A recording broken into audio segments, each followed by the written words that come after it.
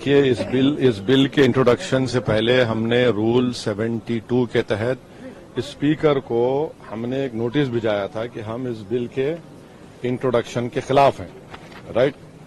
اور ہمارا ماننا یہ ہے کہ یہ جو بل ہے آرٹیکل 14, 15 اور 25 کا اس کے پرنسپلز کا وائلیشن کرتا ہے۔ یہ بل بیسک سٹرکچر جو سمویدھان کا اس کا وائلیشن کرتا ہے اور خاص طور سے جوڈیشل انڈیپینڈنس کا اور سپریشن آف پاورز کا ہی وائلیشن کرتا ہے۔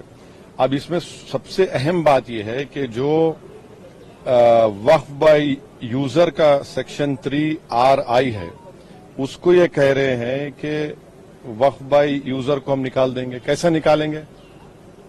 کیوں نکالیں گے آپ اسے نکالیں گے تاکہ آپ جتنے مسجدوں پر RSS کا دعویٰ ہے وہ چھیننا چاہ رہے آپ، جتنے درگاہوں پر رائٹ ونگ ہندوتو آرگنائزیشن کا دعویٰ ہے، جیسا اپنے ممبئی میں حاجی ملنگ کی درگاہ ہے، چھیننا چاہ رہے۔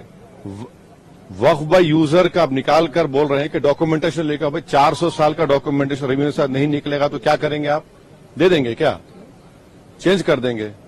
یہ ایک سب سے بڑا ڈینجرس اس میں سیکشن ہے۔ دوسرا اس میں وقف الاولاد کا کلاس 4 کا ہے۔ دیکھیے بھارت میں جو قانون ہے نا وہ کسی کو روکتا نہیں ہے کہ وہ اپنی پراپرٹی کو ول کے ذریعے ڈسپوز کرے یا کسی کو گفٹ دے۔ تو وہی کوئی مسلمان اگر اپنی اولاد کے لیے وقف کر رہا ہے تو ان کے پیٹ میں درد کیوں ہو رہا ہے؟ ہندو انڈومنٹ بورڈ میں اجازت ہے اس کی، سب جگہ دوسرے گردوارہ پربندھن کمیٹی میں اجازت ہے، تو مسلمانوں کے وقف بورڈ میں کیوں نہیں ہوگا؟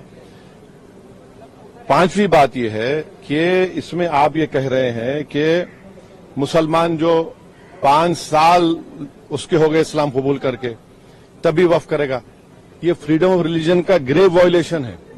اچھا دوسرے ریلیجن کو ماننے والوں کے لیے ایسا قانون ہے؟ نہیں ہے۔ اور آپ کون ہوتے ہوئے طے کرنے والے مسلمان ہوا نہیں ہوا؟ 5 سال اس کو رکنا چاہیے تبھی جا کر، مانے آپ ویٹ کریں گے ہاں؟ اور یہ اور ایک اس میں جو بات جو آبجیکشنیبل ہے وہ یہ ہے کہ اگر کوئی سیکشن 61 میں آپ نے ڈی ایم کو بہت پاورز دے دیے، اب ڈی ایم کو فیصلہ کرتا ہے وقف بورڈ کے خلاف، مجھے ٹرائبونل جانا ہے۔ اب ٹرائبونل پہلے کیا تھا؟ ایک جج تھا، ڈسٹرکٹ جج سینئر CJ اپوائنٹ، اور 2 لوگ تھے۔ اب کہہ رہے ہیں کہ ٹرائبونل میں 2 لوگ ہوں گے، ریٹائرڈ ڈسٹرکٹ جج اور ایک آفیسر ہوگا، کیا ہوگا وہ جوائنٹ سیکرٹری رینک کا۔ کوئی جوائنٹ سیکرٹری رینک کا آفیسر بیٹھ کر ریٹائرڈ کلیکٹر کے خلاف آرڈر دے گا تو یہ خود اچھا اور ایک بات، کلیکٹر کیسے جج بنے گا؟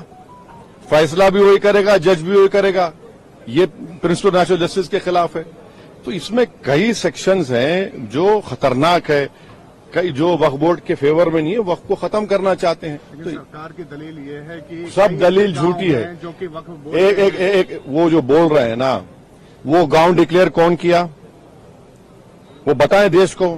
وہ گاؤں ڈکلیئر اگر ہوا ہے تو وقف بورڈ پہ نہیں بولنے پہ نہیں ہوا ہے، اس لیے ہوا ہے کہ سروے کمشنر کی رپورٹ آئی، اس کے بعد گزٹ ایشو ہوا، اور گزٹ کے لیے 1 سال کا ٹائم مسلمانوں کے لیے ہے، نان مسلم کے لیے کبھی بھی ٹائم ہے۔ آپ اس کو آبجیکٹ کریے نا۔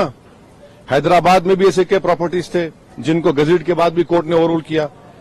آپ مثالیں دے رہے ہیں، یہ سنیری باغ کی مسجد کا اگر ڈاکومنٹیشن لاؤ کہاں سے لائیں گے بتائیے؟ میرے پاس تو منتر شنتر نہیں ہے کہ 200 سال پرانے کے مرنے والوں کی روحوں کو بلا کر منتری جی کے پاس لے جاؤں کہ دیکھو یہ روح ہے اور یہ کہہ رہی کہ وقف ہے۔ یہ کیا بات کر رہے ہیں؟ تو یہ لیجسلیشن نہیں ہے، وقف کو بلڈوز کر کے ختم کرنے کا، مسلمان زیادہ لوٹنے کا ہے۔